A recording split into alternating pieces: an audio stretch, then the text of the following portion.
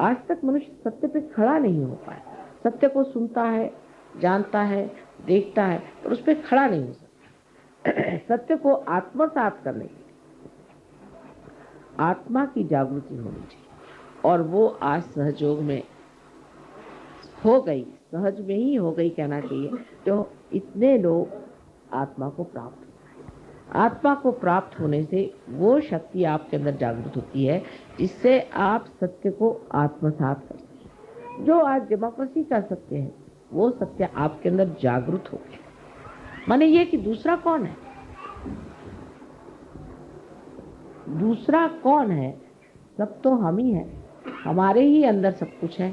जब आपको सामूहिक चेतना आ गई तो उसमें कम्युनिज्म का भी सत्य आ, जब आपके अंदर ही आ गए वो सत्य आप ही के अंदर प्रकट हो रहा है। जब आप उसको देख करके जान करके कह सकते हैं कि इस आदमी में कौन से दोष है।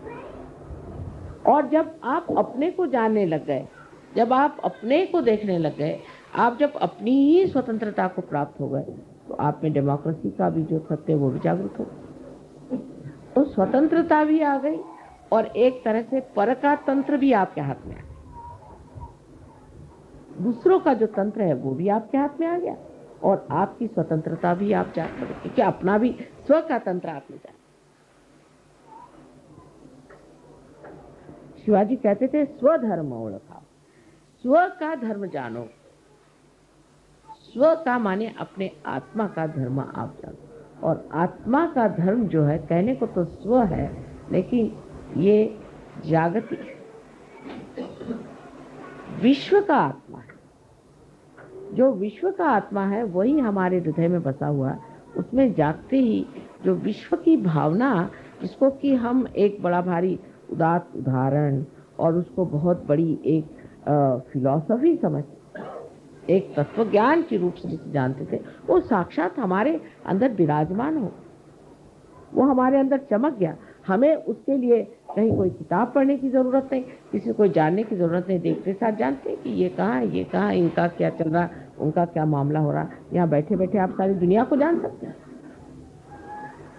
इसमें कोई बड़ी भारी आश्चर्य की बात नहीं, कोई विशेष बात नहीं। अगर आप मेरे लिए कहेंगे तो मुझे तो ये लगता है मैंने तो कुछ कहा नहीं, क्योंकि मैं जैसी हूँ सो हूँ ही, वो तो अनादि से ऐसी ही हूँ, तो मेरी कोई विशेषता इसमें नहीं है। विशेषता आप लोगों की, जो आपने इसे जाना, माना और पाया।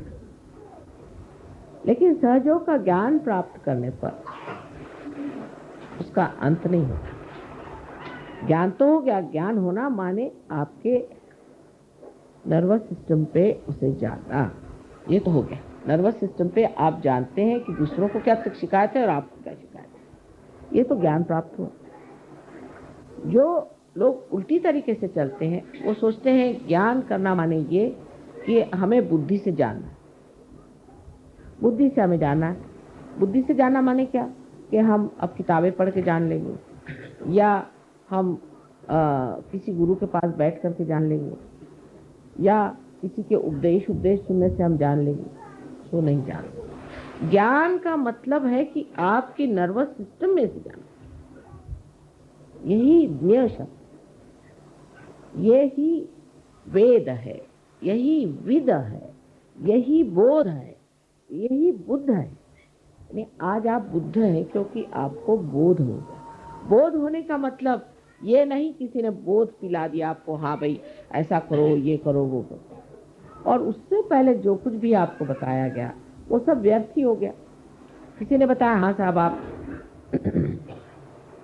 सवेरे खाना मत खाइए, शाम को खाना खाइए, किसी ने कहा सवेरे खाइए, शाम को मत खाइए, कुछ ऐसी वैसी सब बातें चलते चलते लोग पहुंचे कि साहब समझ में नहीं आता। कोई कहते सवेरे खाओ, कोई कहते रात को, कोई कहते इधर करो, कोई कहते वो करो, और कुछ बनता ही नहीं।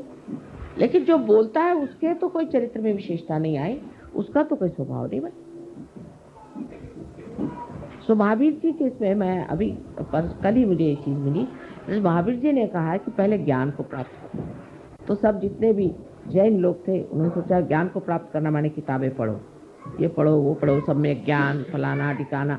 सम्यक ज्ञान कहने से क्या सम्यक ज्ञान आने चाहिए, वो तो अंदर जागृति से आएगा ना। सम्यक माने इंटीग्रेटेड। जब तक आपके सारे चक्र इंटीग्रेट नहीं होंगे तब तक सम्यक ज्ञान नहीं आ सकता। तो उनका भी विचार जो था वो खत्म कर दिया। पहले उन्होंने कहा ज्ञान आना चाहिए, अब ज्ञान में चल पड़े। हमारे यहाँ एक से एक पंडित, मराठी में कहते पढ़त मूर्ख, पढ़ पढ़ के मूर्ख बन गए, पढ़ी पढ़ी पंडित मूर्ख बन। तो वो निकलता ही खोपड़ी में से, जो सीखा हुआ तो इतना होता है कि कभी कभी कोई पढ़े लिखे लोग आते तो उनसे कहते ऐसा करिए आप 2 दिन तक आप बोलते ही रहिए,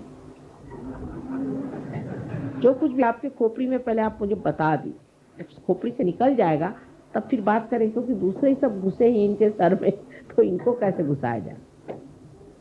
ये इस प्रकार हमारी जो बुद्धि है उसके चक्कर ऐसे चल पड़ते हैं कि जो चीज बताई, जो लक्ष्य है उससे हटके। पहली चीज उन्होंने बताई ज्ञान, ज्ञान प्राप्त। ज्ञान प्राप्त करने का मतलब क्या?